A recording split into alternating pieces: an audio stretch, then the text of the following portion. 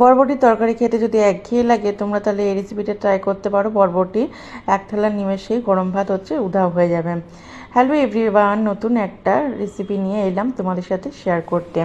করেছিলাম বরবটির ভর্তা, তার জন্য বরবটিটাকে প্রেসারে দিয়ে নুন দিয়ে একটা মাত্র সিটি খাইয়ে নিয়েছিলাম। আর বরবটি সেদ্ধ হয়ে গেলে তারপর মিক্সার জারে সে সেদ্ধ করা বরবটি দিয়ে কয়েক কোয়া রসুন আর কাঁচা লঙ্কা দিয়ে ভালো করে পেস্ট করে নিতে হবে। পেস্ট করা হয়ে গেলে কড়াইতে অল্প সর্ষের তেল দিয়ে কালো জিরা আর শুকনো লঙ্কা ফোড়ন দিয়েছিলাম। তার সাথে পেঁয়াজটাকে ভালোভাবে ভেজে নেব। একটা বড় বা মিডিয়াম সাইজের পেঁয়াজ তোমরা কুচি করে কেটে নেবে। তারপরে ভালো করে ভাজা হয়ে গেলে তার মধ্যে পেস্টটাকে ভালো করে দিয়ে নেড়ে চেড়ে দিতে হবে।